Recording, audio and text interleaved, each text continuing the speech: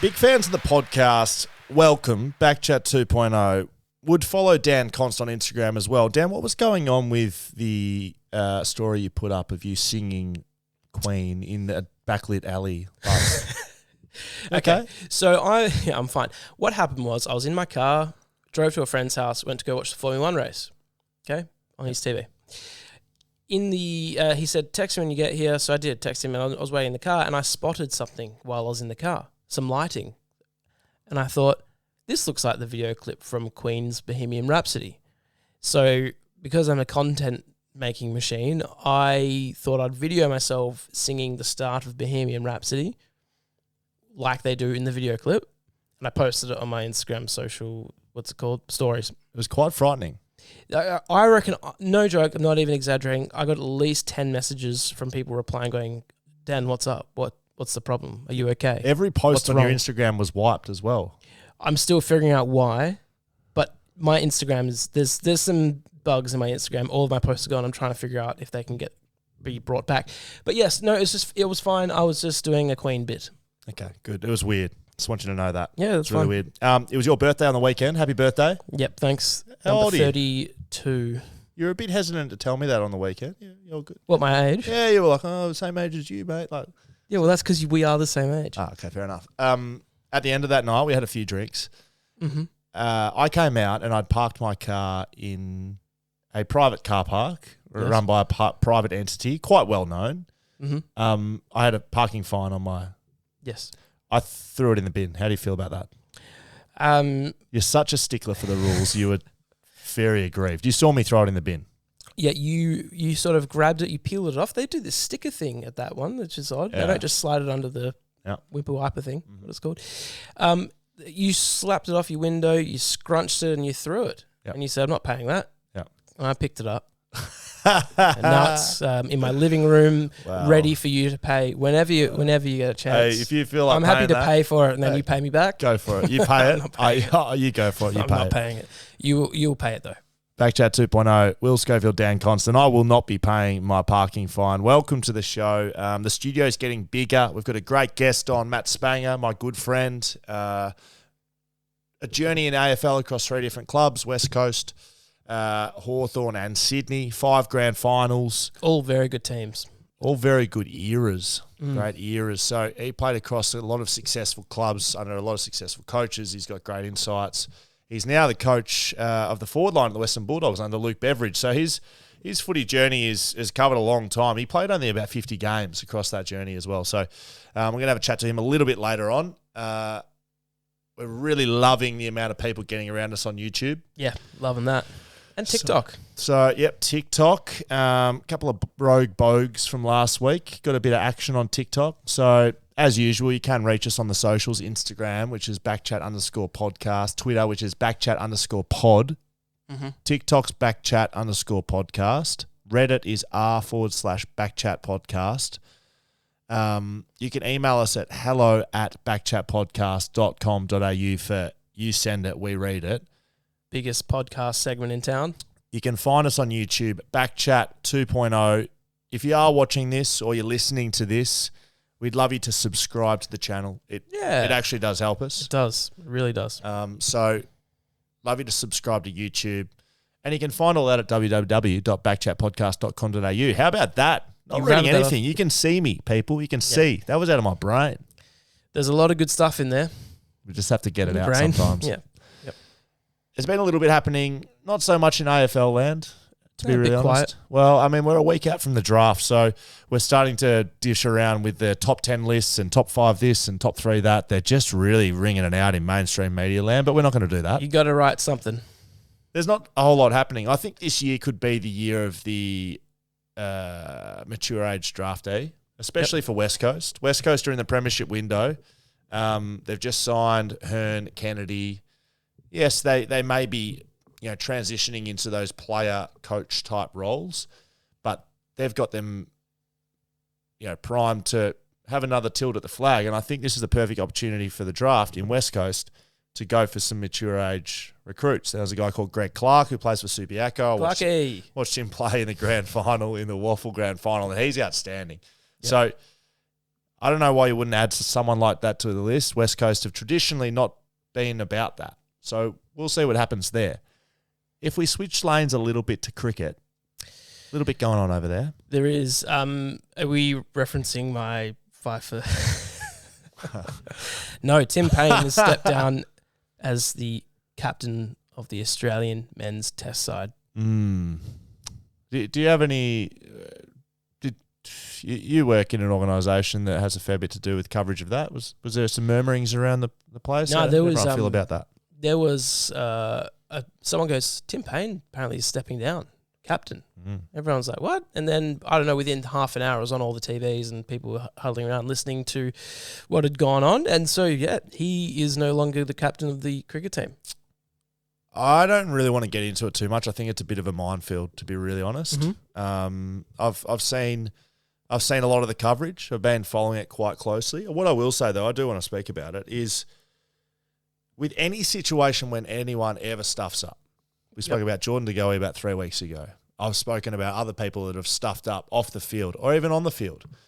When mistakes are made, that's what they are. They're mistakes. There's very little people rolling around that are deliberately trying to do the wrong thing or are trying to hurt people they love or trying to hurt themselves. There's really just not that many people that exist in this world. So when someone stuffs up and he's, let's use this example, when he's the captain of the Australian Test team and the mistake that's been made happens, it's not deliberately.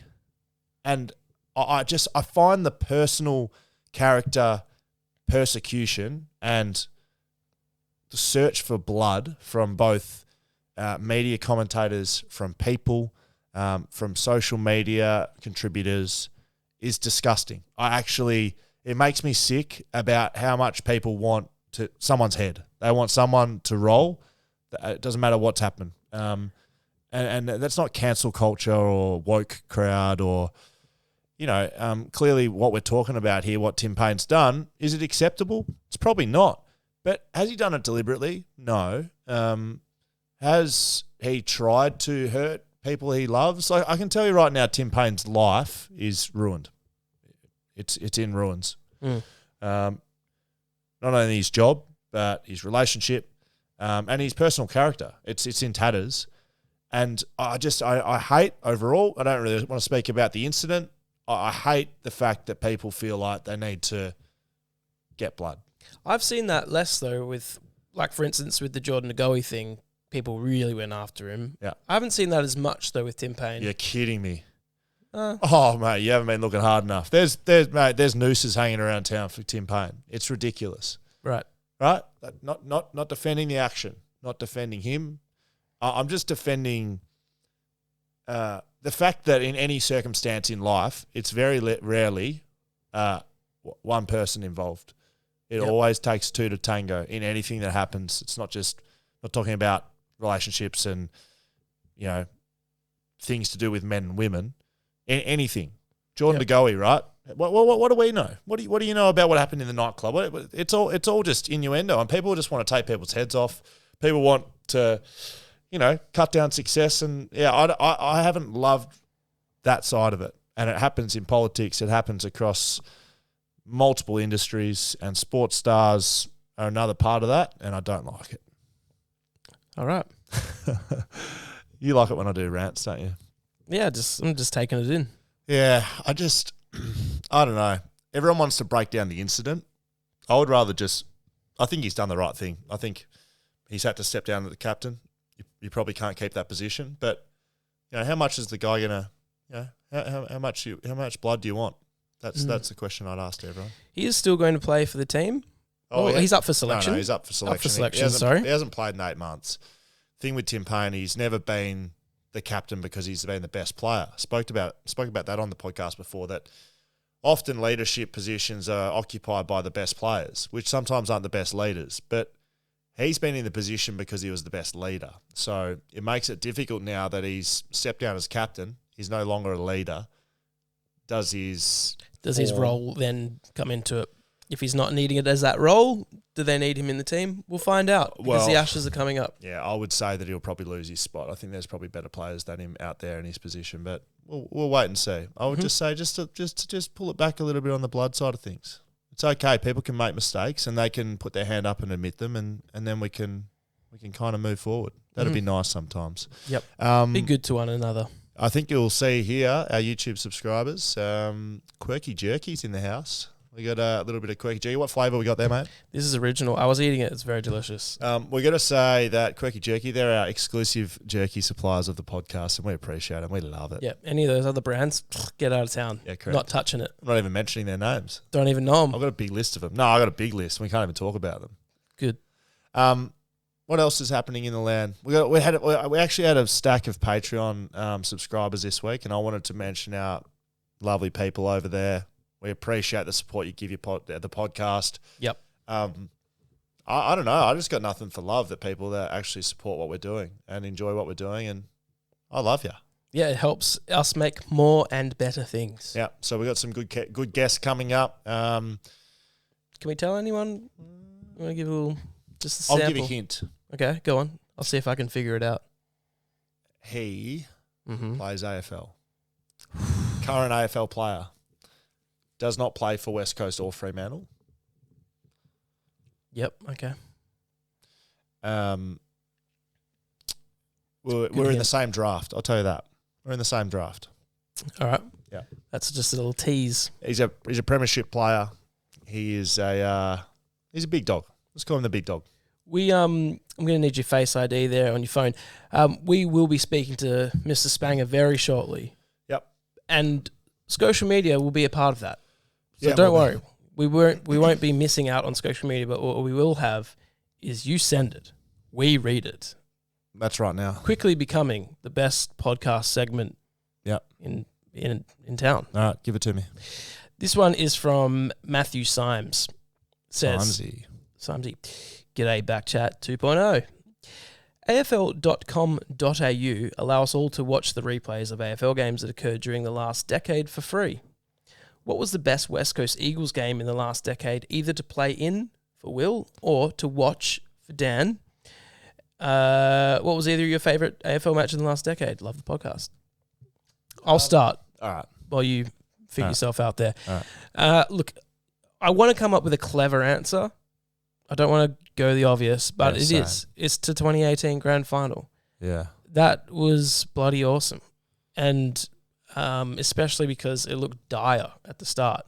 I thought, here we go, 2015, all over again. And then it changed. 2018 was the best game that I've played in because of everything. Atmosphere, what was on the line, how the game went, the style of game. It ticked every box. And I think it's one of the best game in the last 20 years, like 2 years running, because it was great to watch, but it was great to play in. If we do want to get a bit clever, one game I really enjoyed playing in was the 2015 qualifying final against Hawthorn at Subiaco. Right. No one really gave us a big chance. We'd finished below Hawthorn on the ladder, and that doesn't make any sense. We can't have. We finished above them. Yeah, you were second on the ladder. Fremantle was first. Yeah, right? And then Hawthorn were third. So we came into that game though. Hawthorn had won the last two premierships, 13 and 14, and so they were the big dogs. And they rolled in. Everyone were tipping them to win, and we absolutely smacked them. Look, who got the last laugh? Hawthorn did. Yeah, they did. Yeah. But that was a good game to play in. Loudest I've ever heard Subiaco Oval that game. Yeah, it was good. Very good. Yeah. Two good games. Yep. There's also, I'll mention Jerry McGovern kicking a goal after the siren for the win against, was it Port, was it? Yep. And Luke Shuey also did it, and that game went into double overtime, essentially. Yeah, so that was in a final, Luke Shuey's. Yeah, both good games, and I didn't play in either. That would have been nice. Oh, there you go. Yeah, so thanks to the memories. This is from Jacob Soderland. Schofield's best mate and mortal enemy at West Coast Eagle playing days. Dan and Will and Charlie, if he's not off on a date. He's not here. He might be on a date in Albany. Who knows? Will, my question is directed at you. Did you ever have a mortal enemy at West Coast during your playing days, e.g. a bloke you played with? I'm interested to hear how you navigated these types of relationships in what I imagine is a pretty insular environment. Did it ever impact you on the field, aka made you not want to kick it to them? I don't expect names to be named, obviously, but if you'd like to, Sure. Would you ever look at a guy, I'm not kicking to you, I don't really like you at the moment? No. There's the opposite. Some guys just kick it to each other all the time. So Andrew Gaff, Brad Shepherd have this thing that they look for each other, right? So they give it to each other all the time. You would never look at someone and think, I'm not kicking it to you because I don't like you. Well, I certainly have never done that. Mortal enemies. No mortal enemies. I mean, one story off the top of my head, I got drafted with a guy called Tim Houlihan. Some diehards will remember him. Good fella. Still mates with Tim in a fantasy league in the NFL with him. But one week we played each other in the waffle. I was playing for Peel. He was playing for East Freo. And I always used to shake hands at the start of games. And he refused to shake my hand at the start of the game. And I just was so offended.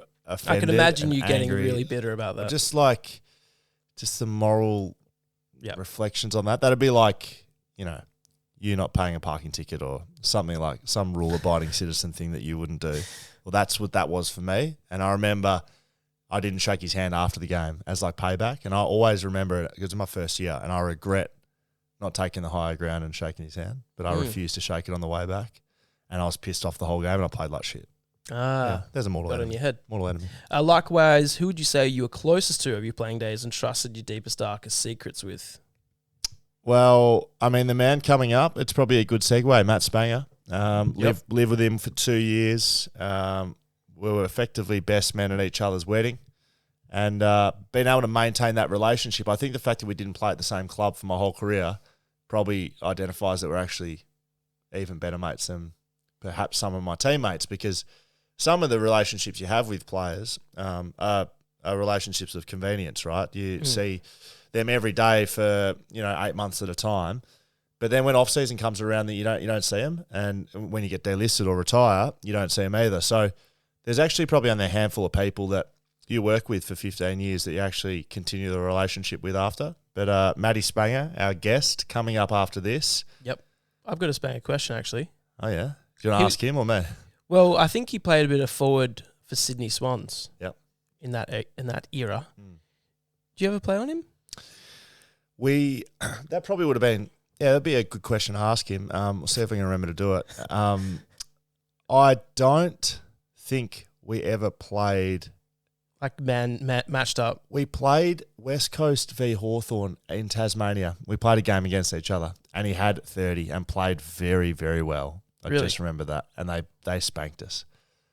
There you go. I'll have to ask him about it. All right, we'll do that after this. All right, without further ado, the man, the cult hero, the man who turned himself into a cult hero, and whether it was self-proclaimed, whether it was led by the people, we'll never know. But this man and I were drafted very close together at the West Coast Eagles. His career started there just before mine, and he finished a premier in Hawthorn. We are joined by none other than Matthew Spanger. Hi, mate. Hey, gents. Thanks very much for having me on. Look, I don't know how this is still going, but you would have been a big fan of BackChat when you were still playing at West Coast. I think I started BackChat up. I think Cale Morton and I were doing it in the garage there with an iPhone in the middle of us. Is that right? Yeah, I think so. Although I must admit I was a bit of a late adopter when it comes to BackChat, mainly because I just waited till Butsy got on the podcast. Don't tell him that. Don't kill me like that. But it was a nice form of nostalgia. Really, it was like given we're separated by a country length, that it was a nice way for me to feel like I was back in the locker room a little bit back with you boys when you were doing that. So how I usually start with guests at the moment, Spain, it's with the same question. Now, I actually don't know where you're going to take this one, but we will get into a bit of your career. I think you've got an amazing footy story, and I'm actually pretty excited to interview you properly about it. I've been wanting to do it for a long time. But the first question we ask our guests is, you need to name your greatest sporting achievement, not on the footy field. So, yeah, okay, you've won a premiership with Hawthorn. Good on you. No one cares. That don't impress me much. Yeah. We want to know your greatest sporting achievement, not in your sport of choice. Go. Yeah, it'd be the two that immediately come to mind is I like to think I was better at athletics when I was a junior than and so like my long distance was okay, and I once competed at the Nationals, which is like absolutely pox. But the one that was Okay. probably more impressive personally was, and the cricket ball actually reminded me of it, that's why I was asking, is I bowled a hat trick in the year 8 Reds, which is like below the number rankings to give you a category of how bad I was at cricket. But to know that I could at least dominate that level with a hat trick, you know. And I mean, how many people have got to bowl a legitimate hat trick in a legitimate game? But I mean, I suppose legitimate game is too strong a term, really. Like, it's those everyone gets 2 overs bowling and 2 overs batting kind of formats. But hey, look, I was happy with it. So hat trick. That's about as successful as I got Not on bad. the cricket field. Was it in a regular season game or a final? No, regular season. It was at a Scully's familiar with the APS school system over here. It was for Xavier College. Right. So this cricket ball that you've obviously, as soon as you got on the call, that was probably one of the first things you asked us about was this cricket ball. So this is my cricket trophy. It's and people on the podcast might not know about this, but they'll know. Literally anyone who's ever listened used to talk about this. Chewett Hill Cricket Club, which is one of the premier cricket clubs in Perth, under 12's best performance in a final, which is what that ball is from, that actual game. 5 wickets for 16 runs in a final. I was on a hat-trick ball as well, but then that was the end of the game. I bowled them all out. So I couldn't quite get the hat-trick, but I did end up with 5 in a final, which we lost. Well, that is super impressive, but how flat were you about not being able to bowl the hat-trick or get at least the attempt at the hat-trick? Yeah, look, I thought about it all off-season, practiced real hard, and then bowled a no ball off the pitch, first ball of the game, the next time I played. So it did ruin the hat-trick ball for me, but that I don't know if the hat-trick beats my 5 for 16. I think it certainly does, to be honest. I mean, the fact that it was in year 8 Reds, and I'm assuming there would have been at Xavier College, if you don't know, Dan's a very big school. It'll be A's, B's, C's, be like C2s, DAs. Diamonds. Yeah. There'd be a lot of teams before it gets to red. Yeah, right. And so the fact that he's done it in that sort of level of cricket, which is very poor, I think it's got to go close to beating it. All right. We'll need a whiteboard with everyone's guess. Yeah, it's about as it gets, mate. Look, I want to get into your career a little bit. For those listening that don't know, Matt Spangher, he was a draft pick in the 30s somewhere, 34? 34, that's right. 34, I believe, which is pretty high for what sort of player you spat out as. And none of this is meant as disrespect, but you're a battler. You ended up being a battler just like me. We were battlers, and as long as you accept that, that's okay. But I wanted to ask, you came to West Coast, you were drafted there from Melbourne, a Victorian boy. You came into a team that played in 2 grand finals in 2 years, 2005, 2006. What sort of input did you have into those teams, and what? Tell me some stuff about that time of your AFL career. Yeah, well, I mean, firstly, thanks for the battler tag, but you're right, absolutely. I came to terms long ago with what my football prowess actually was in terms of output, so more than comfortable with that. And in terms of, and one, I suppose, edit to your intro there, Scully, I actually arrived at the end of 05, so I wasn't part of the 05 campaign where they lost, but certainly arrived off the back of that loss. And I suppose when you don't have any basis comparison, but looking back on a career and then being lucky enough to be part of other premiership sides and the campaigns that they had, and then even arriving at other clubs off the back of losing a grand final, it was interesting to see the mentality of the playing group back then. I know you had Butsy on last week speaking a little bit about the group back then as well. But I mean, first impressions, mate, I was a very, like we all are when we get drafted, mostly like a young, many ways naive young man, just wanted to put my best foot forward. But and to answer your question about input in terms of those campaigns, like all that campaign, it was as minimal as it gets. So I suppose my first 3 months was going okay, and then suffered an injury, or succumbed to an injury called osteitis pubis, which was more fashionable back then than it is now. I think it's more about load management, that they find that sports science finally caught up with the rigours of professional football in that respect. And fortunately, the athletes these days aren't suffering from that as much. But then I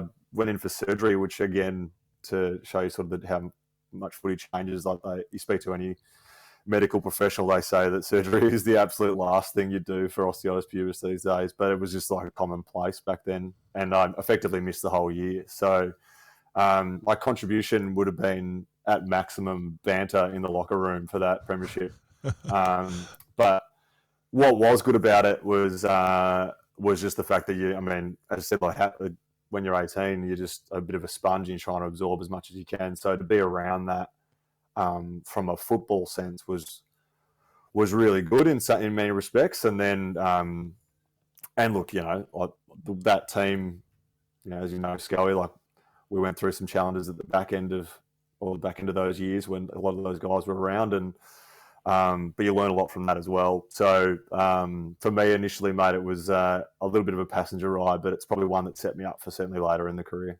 I remember you talking to me when I first got to the club. So you were there 12 months before I was, and you spent a lot of that year injured. But I remember you telling me some preseason sessions. You used to be a good runner. You probably still are, really. But you used to do preseason sessions with some of the midfielders, and specifically with Juddy. I remember you telling me something about 200s or 400s. Do you know the sessions I'm talking to you about? Because we spoke to Sam Butler about it, and he classified that midfield group as the hardest group of footballers he's ever come across in his time in the game. And we'll get into more of your journey in a little bit, but does that ring true? And tell me about those sessions you used to do with some of those midfielders. Yeah, there's a school out in Scarborough, which I can't recall anymore, but we used to do a lot of our pre-season sessions there on like their grass aths track. St Mary's. And yeah, thank you. And I remember, I sort of alluded to the athletics background before, so I kind of loved those repeat speed sessions of like 8s, 4s and 2s, maybe just because a little bit crazy, but enjoyed the running. And Juddy had a bit of that in him as well. And there was almost like an overriding philosophy, like if you broke Juddy, like the rest of the group was absolutely cooked. Like Juddy would never be the one to break. And then I remember like one of my sessions, Woosha was famous for his last session before the Christmas break of just flogging us to death.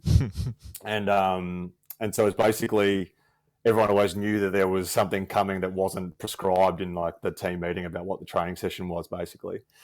And but you just didn't know what it was. And it could have been anything. A lot of the time it was Jacob's ladder in the hills, or it was, on one occasion it was a beep test, I think. And then, some occasions it's been like a swim session down at Scarborough or something. But it was, in this particular occasion, it was the session we did, which was, I think it was like 1K, 2 8s, 4 4s, all like on 6, 8, 6, 4 and 2 minutes respectively. And then, which is tough. And then he was like, right, do it again. And Juddy, like we got through the 1K, and I think we got through the 8s, and then like if people were just dropping off, and like it was just ridiculous. And then Juddy broke in one of the 4s, and Woosh just like blew the whistle. Was like, right, I got him. Like, and that was kind of the session. It was like everyone just go home, and he was supposed to have like a big send off, like Christmas party, but everyone just like lied on the ground for like 30 minutes after. And I in my mind I was like, that is like intense training. That's it's probably still one of the hardest sessions. Like, I certainly can't remember that level of detail in almost any other footy session I did. So it obviously stuck in my mind to some degree.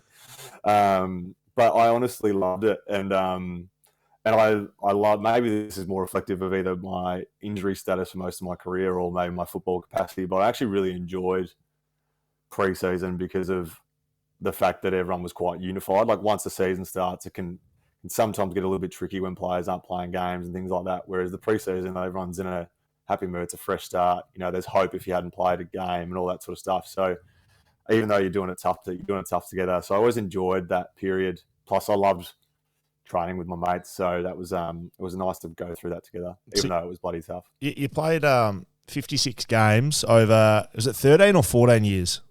It's 13 years. Mm-mm. Nowhere near that. 11 years, mate. Oh, there you go. 56 games over 11 years, 3 clubs. You speak about loving pre-season. Once you got to the real stuff, to the games, can you reflect on, I guess, your whole career across all 3 clubs as to why it was only 56 games? Could you pinpoint a reason? In part, probably different reasons at different clubs, to be fair. I think, well, initially I didn't play a game my first 2 seasons. And I mean, the short answer is injuries is a lot of the reason. And then injuries doesn't breed continuity, really. So for me, like initially, didn't play any games in the first 2 years. I didn't play a game in terms of even like waffle footy or anything in my first year. And then the second year, 4 games into the season, the waffle season, I did my shoulder. And then the club decided to put me in for surgery halfway through that season and fortunately give me another contract. But that was it just meant that there was no games that year. And the plan was to come back and then have a crack in the third season. So for that, which was probably at the time a good decision, really, given that we had at the time pretty strong key defenders and we were going well, it would have been unrealistic for me to probably break into that side anyway.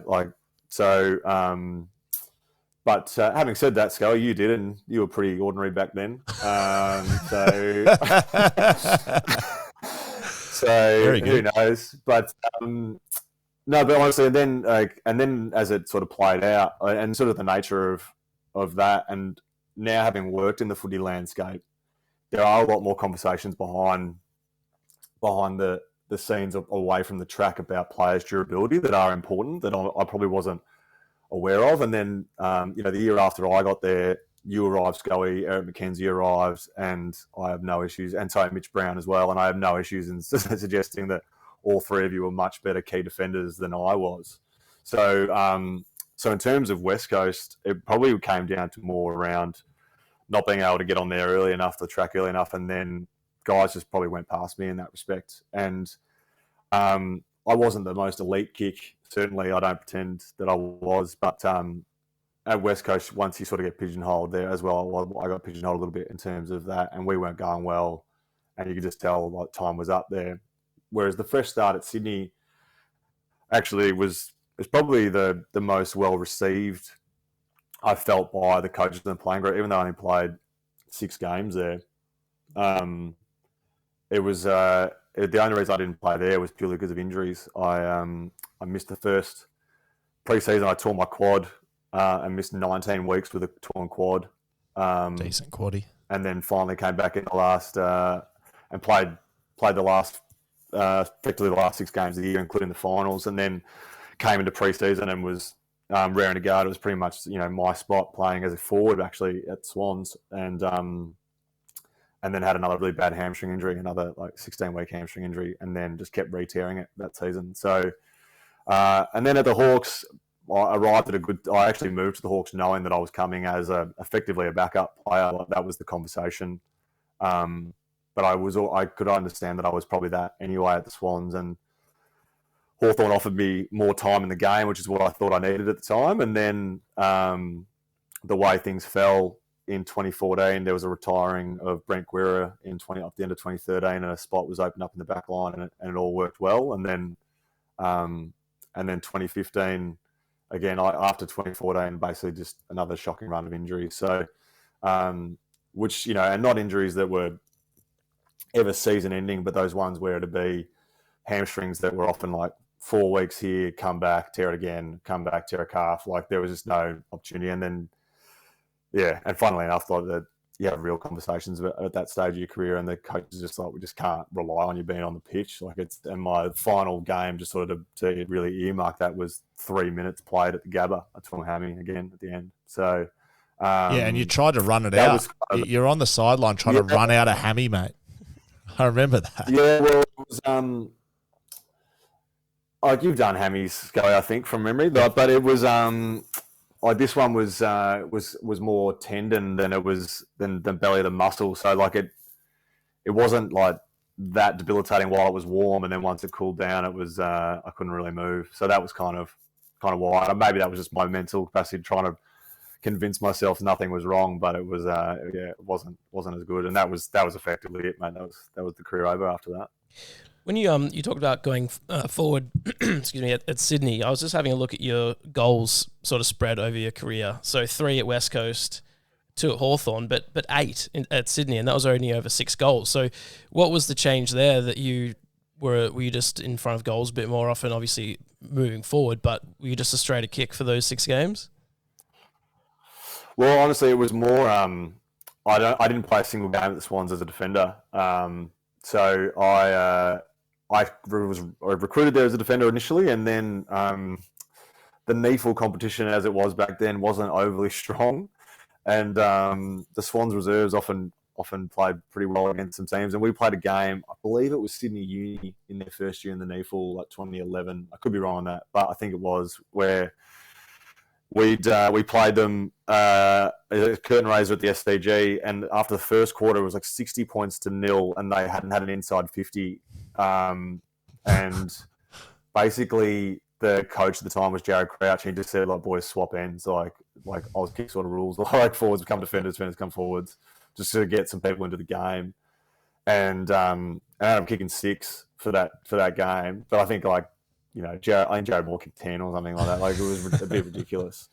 But then they were like, oh, well, like, they were pleased with, like, the patterns and all that sort of stuff, the way it worked. And then the next week played again, just played forward a more competitive game, kicked another few goals, and then it just a spot opened up in terms of the forward line and what they were after. Like, Jesse White was injured, and Lewis Roberts Thompson was coming back from injury as well. So just a spot opened up. Really, that's all that came down to in terms of hitting the scoreboard there. And then at the Hawks, yeah, I mean, I played a couple of games forward, but mainly as a defender again.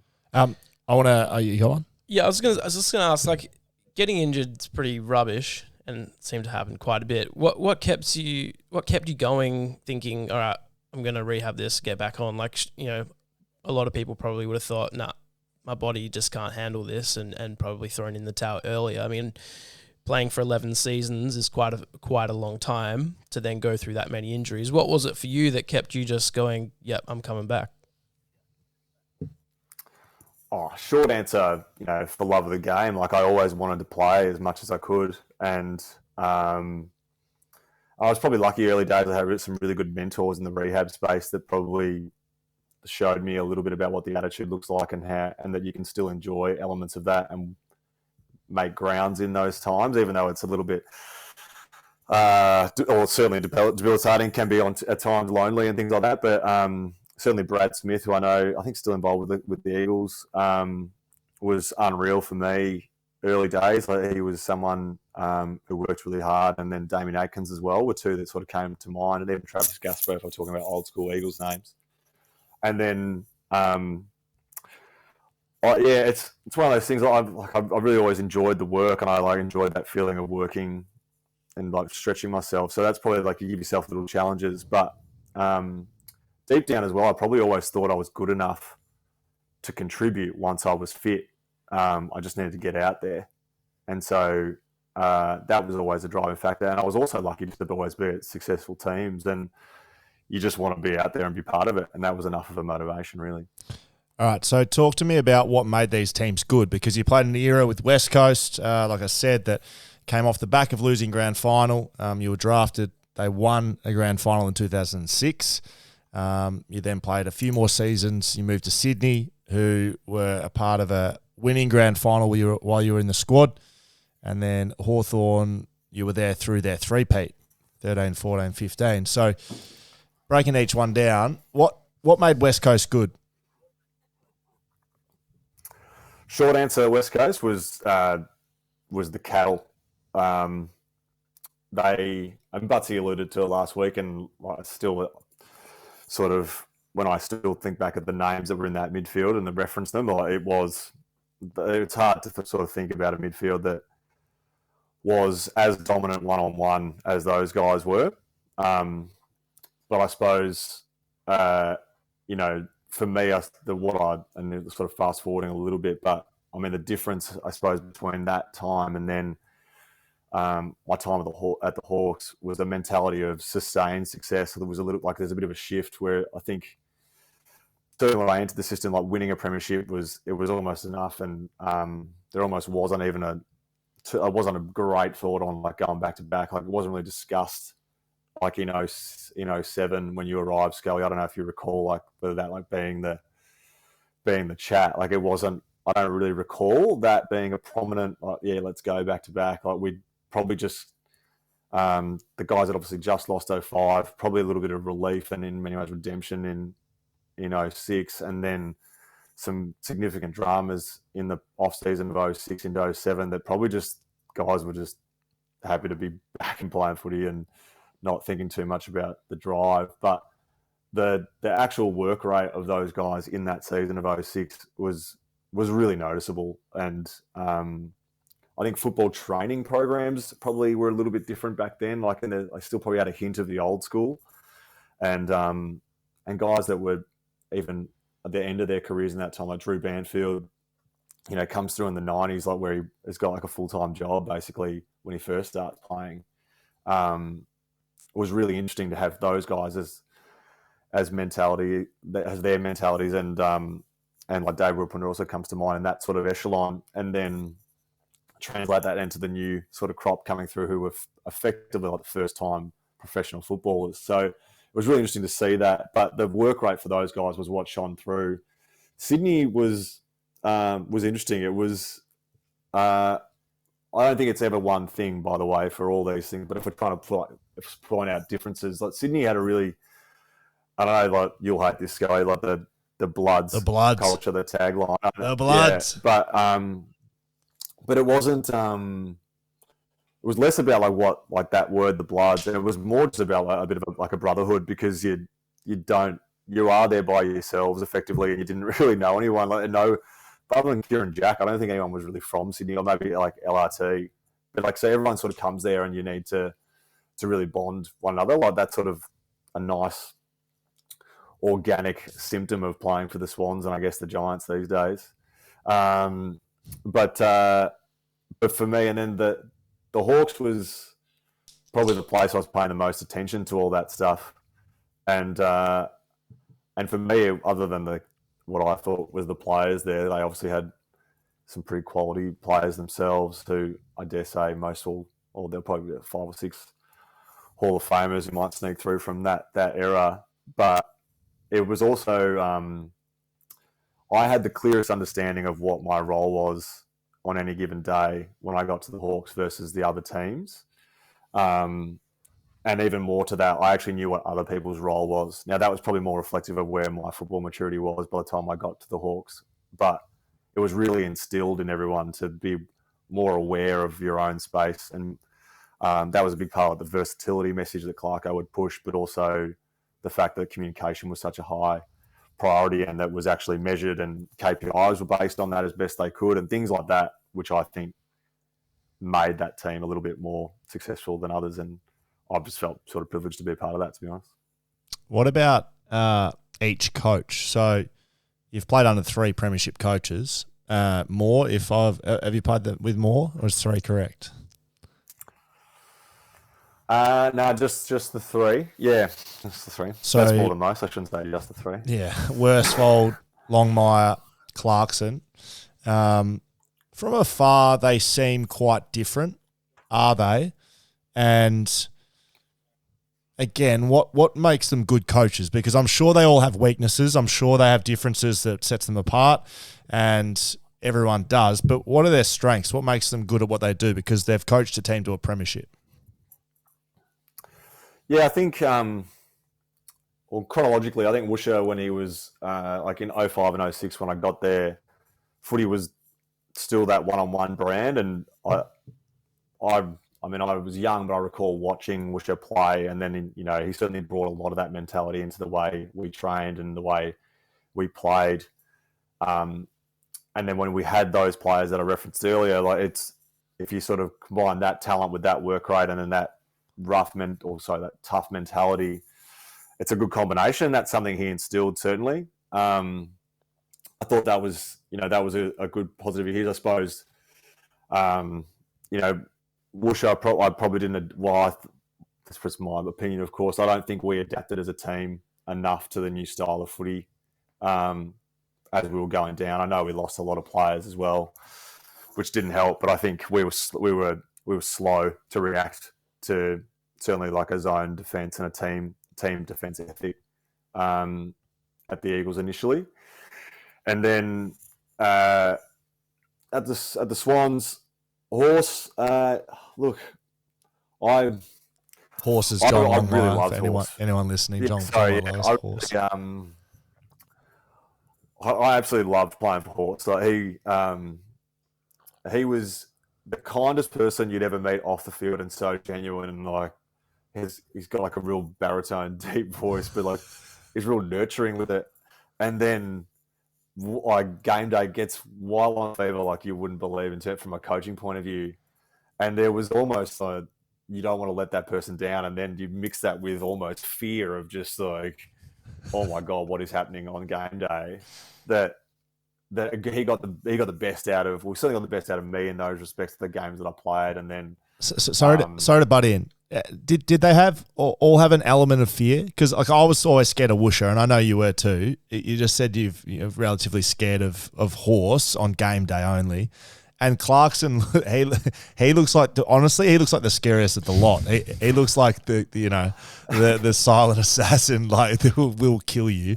Was there an element of fear? Because is that right? Yeah, there would have to be. I think the percentage drops off as you get older. I think when you just realise they are just people, but certainly there's, and Clarko's got some great ones. You're right. Like I think if you're talking stories of crazy moments, I think Woosher and Clarko would be toe to toe. Like Woosher had some crazy ones, but they were almost like the legend or the myth of Woosher as opposed to actually locker room or game day instructions. Whereas Clarko just had some absolute like ballistic moments. Any you can share? Oh, there's ones that are like well documented, like where he he would he like got so worked up and so angry, like post game meeting, like hit himself in the head and like legitimately concussed himself and like stumbled, like he was just like so worked up. But then he would feed off that fear as well. Like he'd walk in if we played a bad game, and like say, I just walk straight in the bed, close and go, boys, I hope you're wearing your helmets because I'm throwing grenades today. And then guys would just like sink in their chairs. And but then at the same time, he was very quick to point out, or like to point out, if someone did the right thing and push the team ethos. So it's I don't know if all coaches are like that, and certainly none of my assistant coaches were really like that. I think the assistants and the senior coach often need to complement each other in terms of what they bring to the team, because you can't all be crazy, I suppose. Do you think you'll bring some sort of element of crazy as now moving into that assistant coaching role? Do you have something up your sleeve that you can, like a throwing grenades line or something to instill fear in the players? Oh, no, nothing that comes to mind. Maybe I'll borrow a few from Clarko, but that's definitely not my style. Like it would not seem authentic. And if there's one thing players can smell, it's a bit of bullshit. So you must be excited about that. Dan's talking about, of course, you've just been appointed as the Western Bulldogs assistant coach in the forward line. How did that come about? Because you haven't been coaching post-footy. And what does that mean for you coming into a team that's just played in a grand final under clearly a great coach like Luke Beveridge? Yeah, well, I've had some dialogue since finishing footy with Bevo. I was lucky enough he was one of my assistant coaches whilst I was at the Hawks, and we had a really good working relationship. And maybe the nature of playing under him in a premiership side, like, we've certainly kept touch and been, relatively close in that respect. And I've always used him as a little bit of a sounding board in terms across some footy stuff. And then he was keen for me to potentially do some stuff when I first finished. But I was really keen to step out of footy for a little bit and experience, what else the world has got to offer. And then effectively I stepped back into footy at a role at Collingwood, actually, an operations role across, quite a few things, a bit of a, Swiss Army knife of roles across welfare, NGA and VFL over here. And with that comes certainly some coaching responsibilities when we're a bit short-staffed, and probably started to get a bit of an appetite for it over the last 12 months. And then just as it turned out, opportunity arrived at the Bulldogs, and I had a good chat to Bevo about it, and sort of talked through what they're looking for in terms of someone, in terms of probably more around who can work with what is a really young group, other than Josh Bruce, really, in their forward line.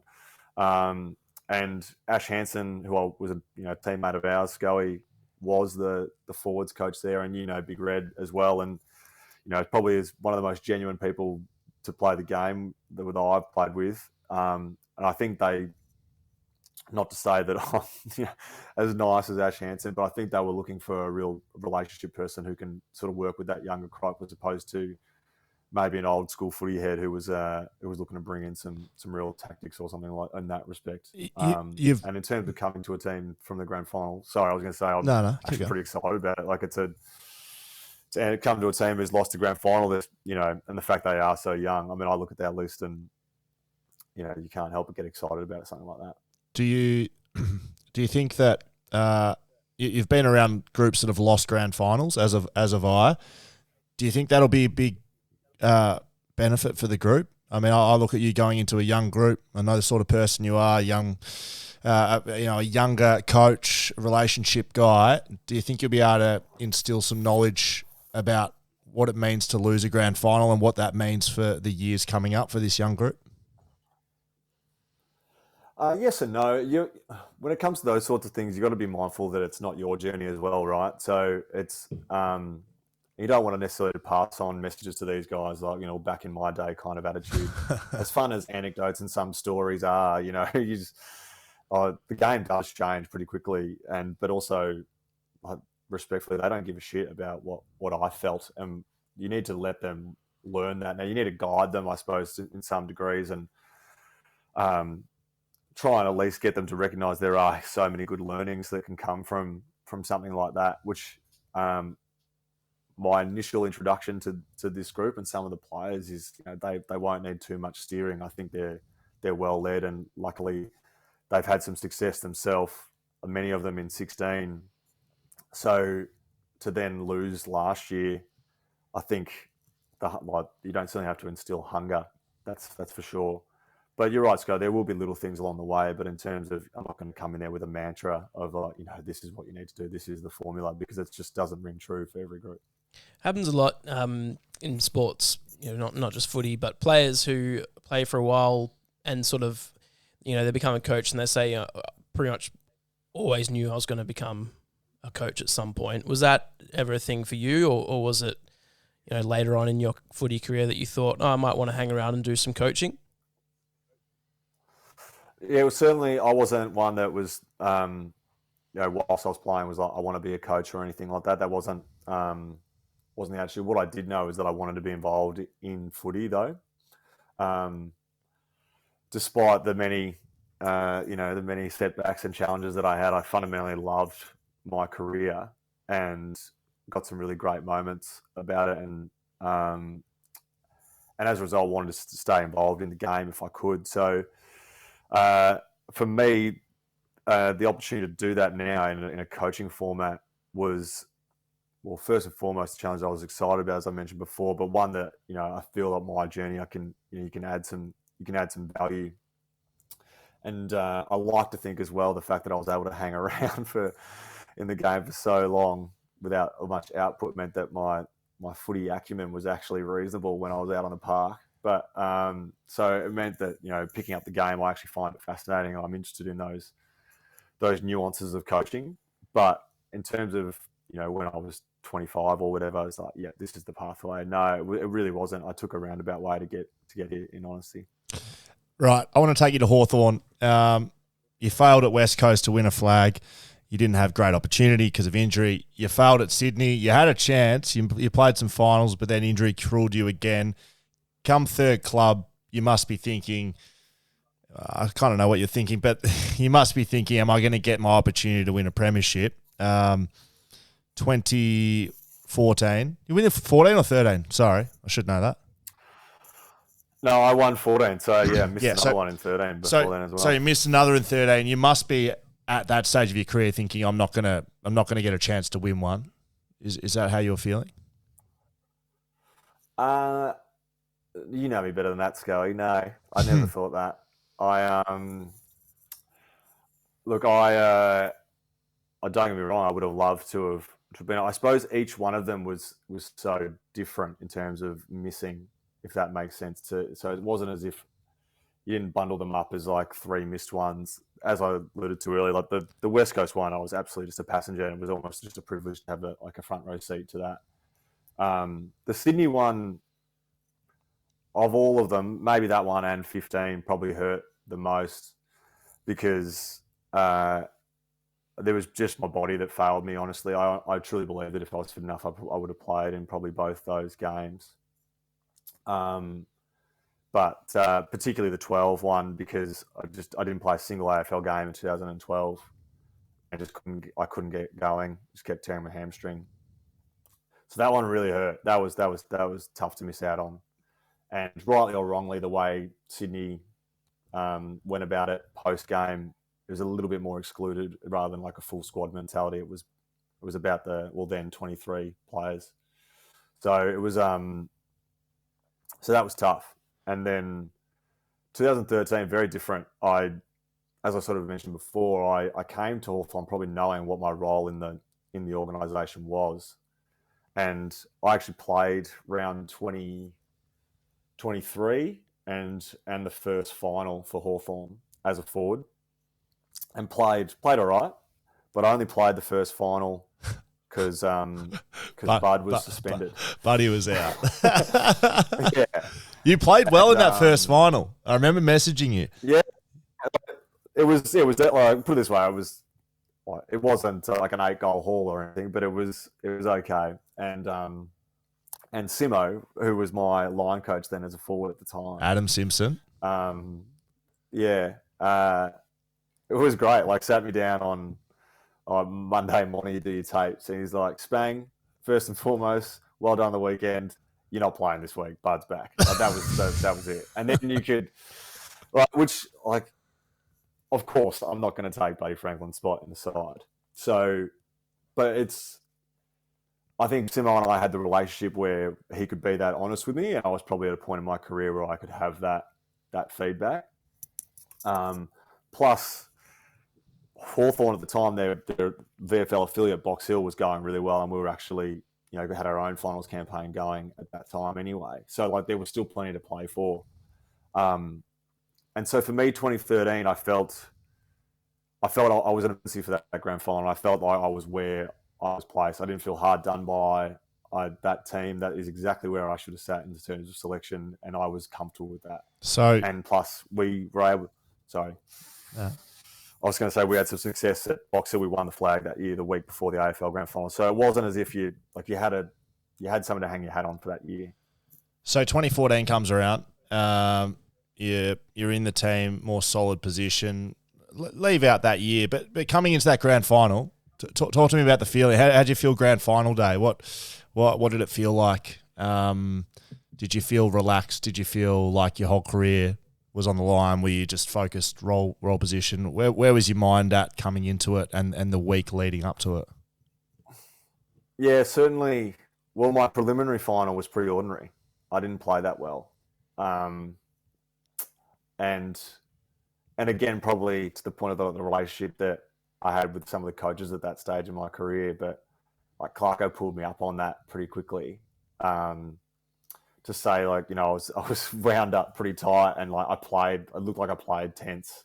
But to his credit, he basically called me, I think it was Monday night, and just told me that I was playing.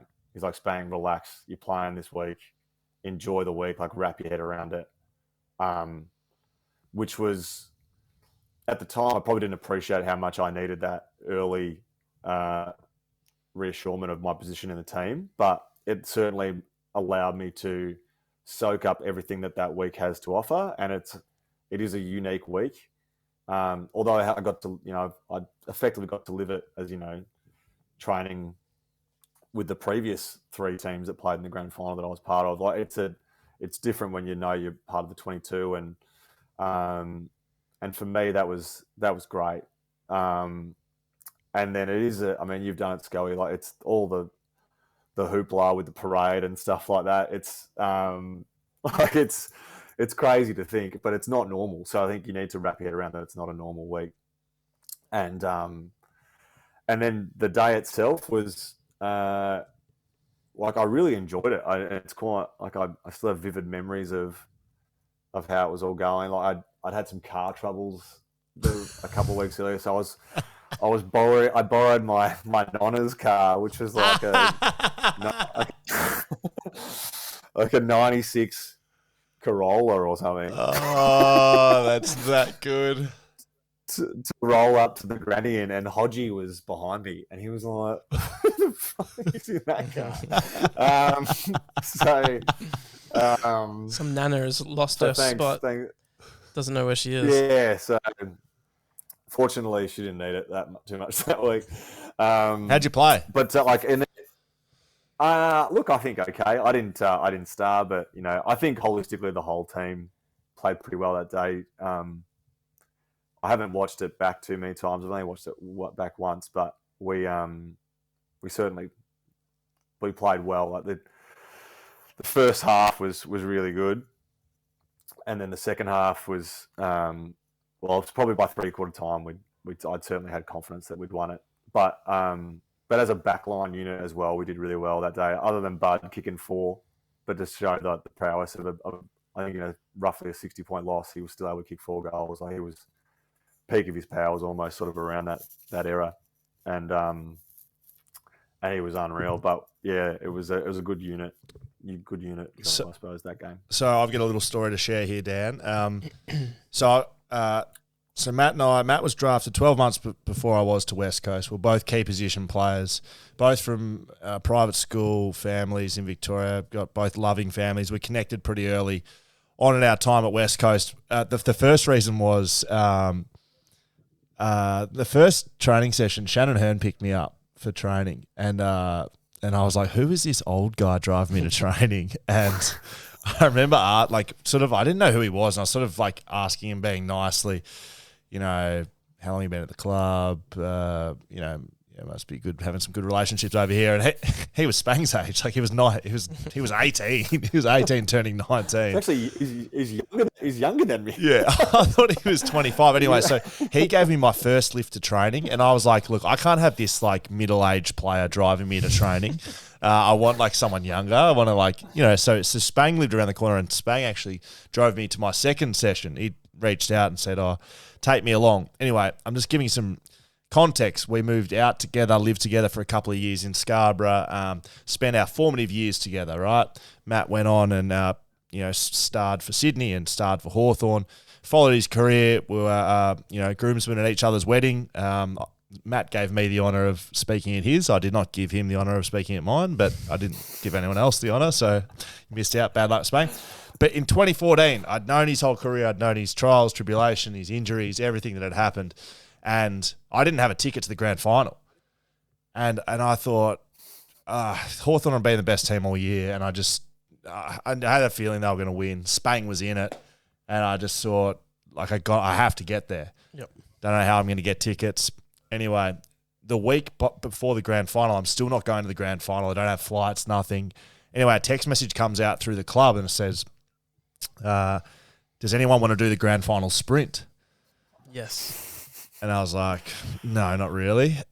And it said, you get 2 flights for you and a partner and 2 tickets as the payment. Yes, please. That's me. So 2014, I did the grand final sprint, right? And I didn't want to be stuffing around halfway through the game trying to get into the final. And so that's what happens. They do heats before the game, and then they do the final 8 in the middle of the game. I was like, well, I'm not having none of that. I just want to be here for the tickets. I want to get blind. I want to enjoy watching my best mate play in a grand final and win it. So the heat, it was between 8 of us, and the top 4 went to the final. There was only 3 guys that wanted to actually make the final. 5 of us didn't want to make the final. So, and we were all chatting beforehand. And I'm like, look, I'm telling you, fellas, if I have to lie down and crawl, I'm not making the final. So we come out of this is the heat. Ready, set, go, gun goes. We come out, 3 guys go piss bolting off. There's 5 of us effectively walking down the straight. It was an absolute embarrassing debacle of a sprint. Like there's money to charity for this stuff. There's 5 of us. No one wants to take that 4th position to make the final. And I ended up literally stopping in the heat. I just said, I'm not going, boys, someone's going to have to go here. I'm not making the final. I'm telling you right now. I can't remember who it was. Someone took the bait, made the final. I got to watch in the stands my best mate win a grand final. And in that year, Spang, that's my story. But that year, you became this, it was a cult figure. You garnered cult figure status, not only in Melbourne, but across Australia as, some people called you Jesus. We'll say that. This is not a religious term. This is just your long flowing locks and your unshaven beard. Can I just give you a quote? Yeah, please. This is from your mate, John Ralphie. He said in The Sun, let's face it, when you look at him, half rock god and half Jesus, men want to be you and women want to be with you. Half rock god, half Jesus. So that's what you became in 2014. How did that come about? How did that feel? And tell me about it, please. Yeah. It actually,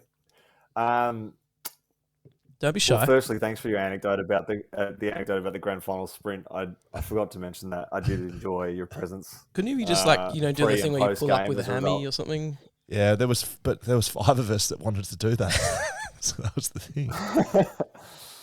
No, you did well. You did well. I did appreciate that. And before answering your other question about rock god stuff, I do have one regret, Scully, that I wasn't able to get back from the UK to get back for your grand final. No. We'll come to that next. I got a question about it. But to go back to the original thing, it actually sort of started the year before, and it was probably more reflection on the Box Hill fans. Similar to the Waffle clubs, like you've got the old state league clubs over here, the not just the standalone VFL teams, have got some really ingrained diehard fans from yesteryear that sort of still get involved. And so a few of them who are now still adopting the Hawks as well. At Box Hill, there's a few of them, and they really, really got around the look.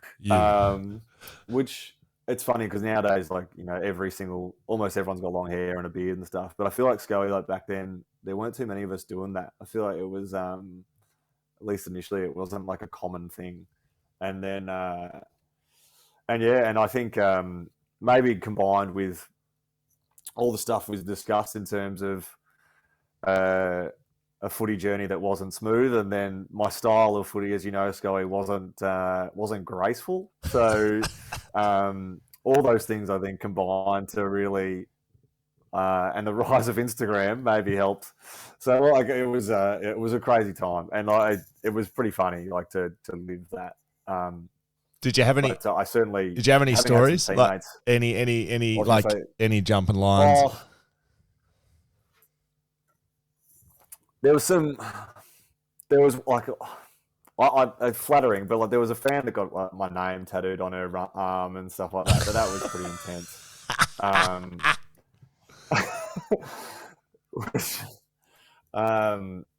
Which you know what they're like, the fans. I don't know, actually. I can't actually. Well, I was at the Eagles, it was always closed off, but at the Hawks, it was like a public venue. So people would just be there. And I once had, I think it might be on my Instagram, there's a photo of someone made effectively like a Muppet, like a puppet of me, and brought it to training. Voodoo doll. That was probably the other craziest thing that happened. That was unbelievably complimentary, but also, terrifying. Well, to put this in context, Dan, there was like a nationwide drinking game for the grand final where any touch Matt Spangher got in the grand final, right, you had to scream Spanger and scull your drink. Right, so it wasn't a dangerous drinking game because I think you got 15 or 16 touches. Well, double digits was something Spain didn't do very often in his career, so it was often quite a mild drinking game. But, but trust me, I can say that because I was the same. But the grand final, there was literally half a bay of people that Alex and I were sitting in, screaming Spanger every time he touched it and sculling drinks. And he had 16, so everyone in this bay was absolutely shit-faced and screaming Spanger for the whole grand final. It was unreal. Did you Yeah, do you crazy have time. It was nice. It was nice to be received that way. Sorry, Dan. no, it's just before we chatted, I was having a look at the Sir Matthew Spanger Facebook page and some of the posts. Do you ever take a look at that? It's like a fan page. I didn't know if it was you behind it or not. No, it's not my creation. I did actually meet the person one evening out who created that, and it was just like a 19-year-old kid at the time, which is probably typical of my fan base. Is normally like adolescent, or like early adulthood private school boys from Melbourne who just like love getting around me and like hit me up at stakes day at the races, or or like elderly women. So like who seems to be like the primary like fan base, which is still very nice, but that seems to be the demographic that gravitate towards that era of football. It does have 13,000 people that like the page. The last post was this from 23rd of June 2017. It says Ryan Burton is the next me, and that's the last we've seen on the Sir Matthew Spanger page. Hey, look, I loved Berto. I got to play with Berto for a year, and I think he was he's a good kid, and well, he's not a kid anymore. But I would have been more than happy to pass the baton to someone like that if that was the case. I just remembered a story that I was meaning to touch on earlier on in your career. Now, a lot of your friends and friends of mine are Melbourne Demons supporters.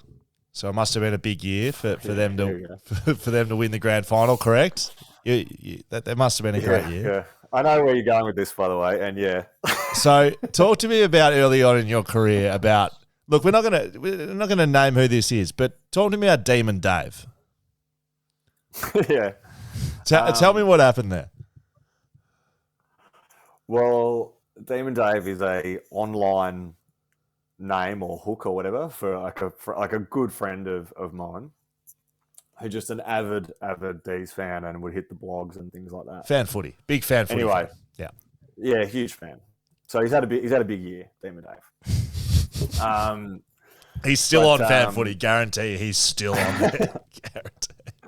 So we and it's a really honestly, it was a good lesson for me to learn early, and fortunately, it didn't cost too much other than just a significant load of embarrassment, I think, for me. But I effectively I remember I went to like as you do, you sit in the team meeting or whatever, and then as I was leaving the team meeting, like we were playing Melbourne. This is in 06. We were playing Melbourne that week, and my mate Demon Dave rings me and answer the phone call because why wouldn't I? And he's just talking chit chat. He's like, "You got the D's this week? Like anything you can tell me?" Like I was like, "Nah, mate. Like I'm not. I didn't have any information anyway. Like not that I was in any of the deeper meetings other than team selection." And I just a throwaway line, like off the back of him, just pressures like, "Oh, I think like Matty Rosa might be running with Travis Johnson or something. Like might be the only like significant thing that I mentioned." And anyway, and then he naively like posted that on a forum that one of the other deep footy fans then backtracked and realised that the person who'd posted that had referenced that they were friends with me from 8 months earlier when I'd been drafted or whatever, and connected the dots. And then it became like a full news story that, player leaks information and stuff like that. Must have been a slow news week, clearly. Oh, man. But I'd actually got on a flight that Friday night to come back to Melbourne because I was injured and it was like been given a weekend back in Melbourne. And so like I woke up on a Sunday morning after like going out with some mates, probably with Demon Dave, to like an article on the back page of the paper and like calls from the PDM at the Eagles at the time. Like, and I was like, oh my God, like what is this? And it was just way bigger than what it was. And in the end, I don't even think Rose actually was running with him. I actually think the information was wrong, or like it was only at one boundary throw in or something so stupid. But well, like the premise of it, I was just gonna say, well, like for me though, like as a young player, and like it was just really like be mindful of who you release information to. And in my role this year that I just had at the Pie, certainly in that that PDM space, and as a figure dealing a lot with the younger players, I often use that story as a way to be careful on what information you do reveal, because you just don't know to what degree someone would release it. And I still am good friends with the Demon Dave and trust him with my life. So it's not as if it was like as if it was just like a stupid thing that turned out to be bigger than what it was, which is, and as Scully brings it up, because we absolutely still take the piss out of Demon Dave for this regularly. So amongst our friendship group, it is a thing. And he felt worse than anyone about it as well. So, which, that's all, but it was just a lesson we both learned. And the last one on the grand final, Dan, I know you want to get to social media, and I certainly do. Two things. I've got to be one of the only opposition players to be in the premiership rooms for when someone won it. So after losing the grand final heat sprints, and Spang won, and I'd been yelling Spanger and sculling my beers, I thought, well, I'm here now, I'm getting into the rooms. So I literally just acted like I was someone and walked into the Hawthorn rooms, and I was in the rooms with Spang having a beer with his premiership medal. So that was a proud moment in my life. Fast forward to 2018, Matt was living in London, and at some stage you were weighing up on coming back, weren't you, for that game? Yeah, honestly, like I really wanted to.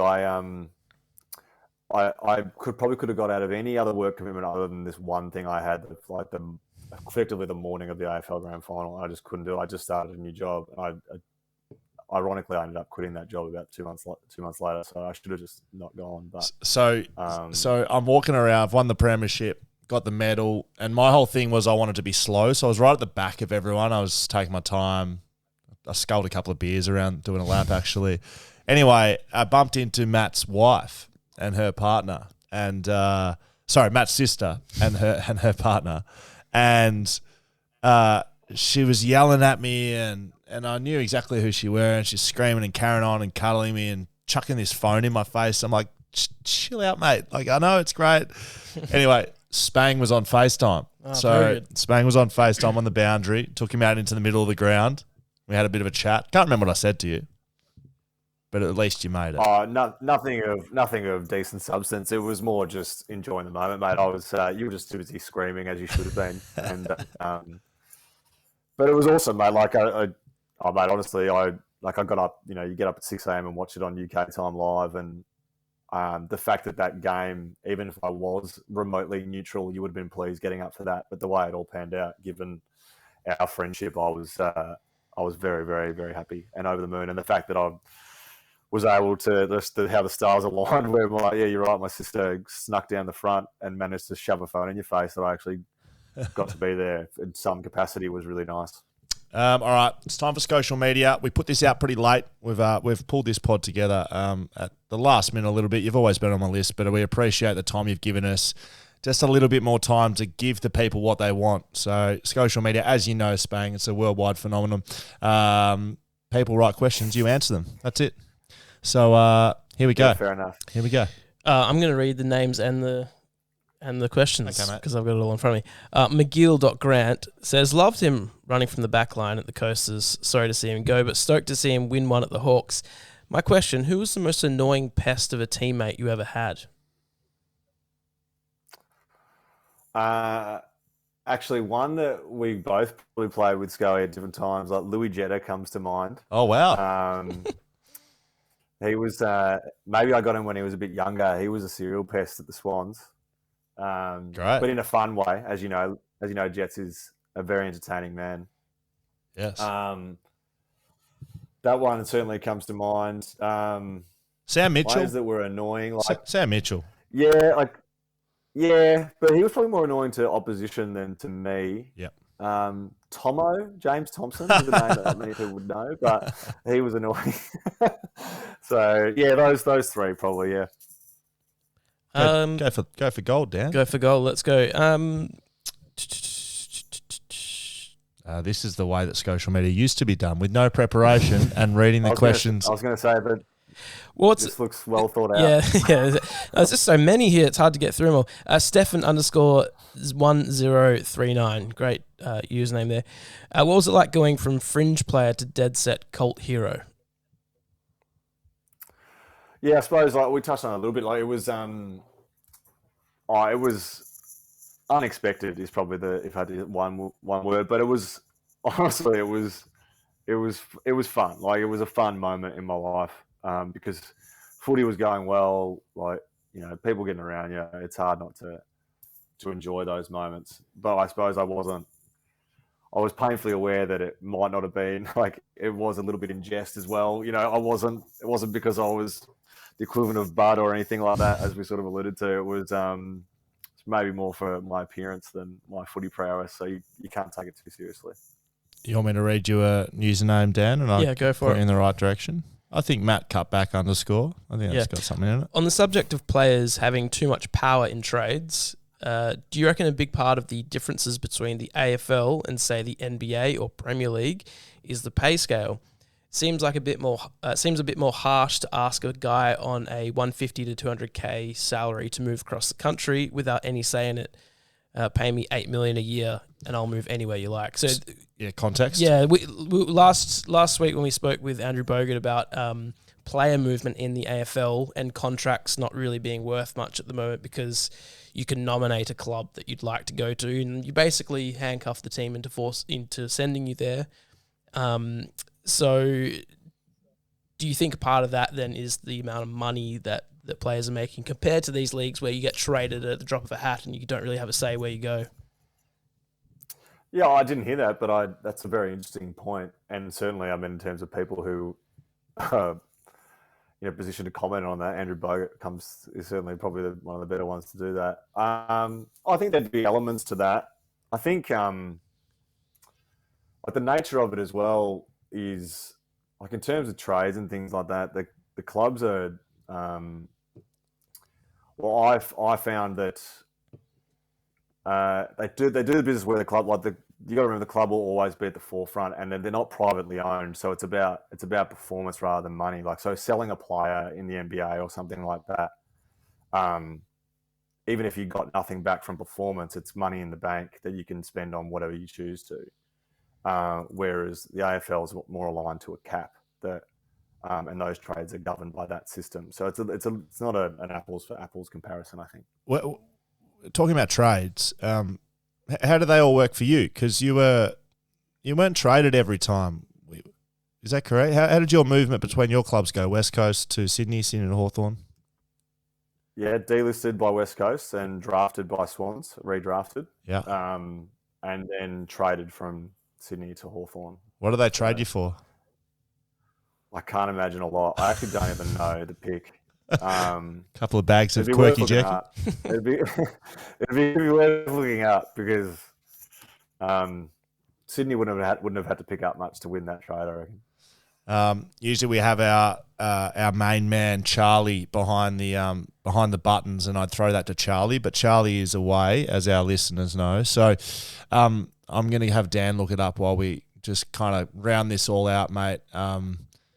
Playing in I mean, I reflect on your career and look at it as if you've played with potentially the three eras over the last close to double decade, right? You've got West Coast, the powerhouse West Coast was. You've got the Bloods in the middle there, and then you've got the three-peat Hawks.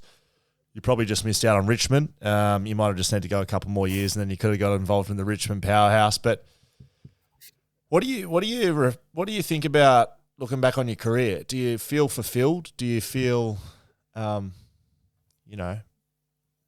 do you feel like you had more to give? Where does it all spit out in the end? I think certainly where I sit now, I'm comfortable with how it all played out.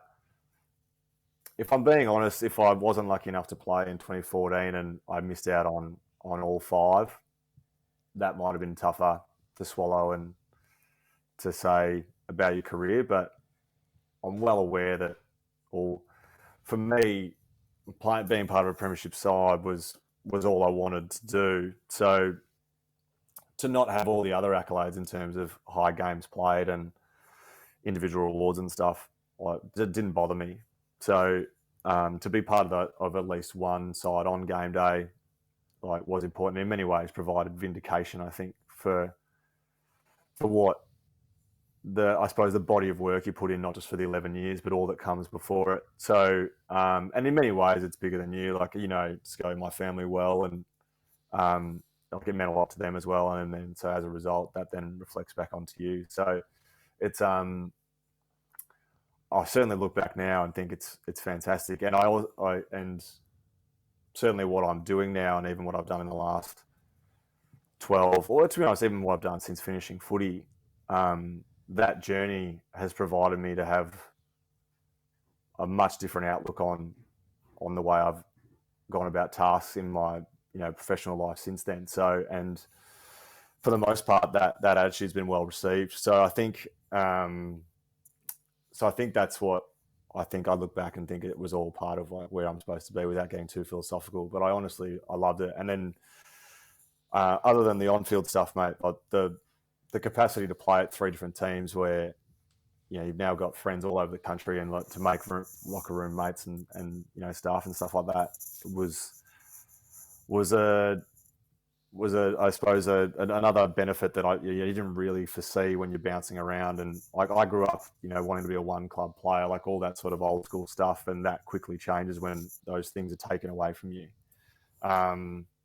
without your choice. And at the moment, I think that mentality is completely shifted anyway. I think maybe not completely at clubland, but certainly amongst the players. I agree. And I really enjoyed that benefit. So and I feel thankful for that. So you were traded for pick number 64, and that then resulted in Matthew Dick, is who Sydney picked up.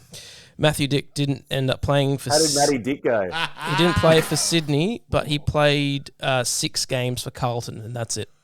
Wow, you got traded for a dick, mate. So congratulations, buddy. Wow. That's the best thing I've ever... What a beautiful summation of my... Oh, mate. Highbrow humour. Oh, really round it out. All right, so that's all we got time for. Matt Spangher, a great career, great footy story. West Coast Hawthorn, Sydney Hawthorn, somewhere in the middle, traded for a dick and a premiership medal, mate. So thank you for your time. I couldn't have ended it any better if I tried. And all the best for next year at the Bulldogs, which I'm looking forward to see how you go, mate. Make sure you keep Norts and Brucey and the boys. Make sure those those locks are flowing. I know that'll be a big part of your role next year. Yeah, that's pretty much what they brought me in for, to make sure that was up to speed. Very good, mate. Well done. No, thank you very much. Thanks very much, guys, for having me. It's been nice. How good was that? Bloody good. I wish I was friends with him. Yeah, I mean, you are now. Yeah. He's friends of the family. True. He's a good man, Matty. I think he'll go well as a coach. You can see he's pretty respectful, I think, overall. Like when I asked him a question about whether he, impart some knowledge about losing grand finals, he was like, they need to, tread their own path a little bit. Yep. I think it'll be an interesting combination. I mean, it's pretty interesting that he's been given that job in the first place. He's got no experience, and he's come into a grand final team as a coach. I think it's going to be good. Well, that says, a bit about him as a person. Yeah, it does. So there you Hopefully you learned a little bit about Matty Spangher, our good mate and friend of the family now. Yeah. Appreciate it if you've stuck around here on YouTube. Make sure you've hit subscribe, smash that subscribe button. And, we do appreciate you getting around us. If you're listening, we enjoy that too. You got your podcasts, you got your YouTube. Yep. We're doing it all. BackChat is on Instagram, Twitter. Yep. Just go to the website. We could rattle off all the handles. BackChatPodcast.com.au. Yeah. That's where you find it all. Yeah, and you can contribute. You can support the podcast by joining us as a patron. I've got a little sneaky thing for our patrons coming up. I haven't even told you about it, Dan. All right. Got a little sneaky coming up. So we always say this about our patrons. You get early access as a patron to our podcast. As soon as Dan is done clipping it, it's ready. Basically. Once you put it up, it's up. Yeah, so if it's at 2 a.m. you get a notification on your phone, it wakes you up. Yeah. I'm sorry, but that's sometimes so how you it get goes. that, and you get our love because you're supporting us. But I've got something sneaky coming for our patrons. That's all I'll say. Can you tell me after we start recording? That's all I'll say. Bye-bye.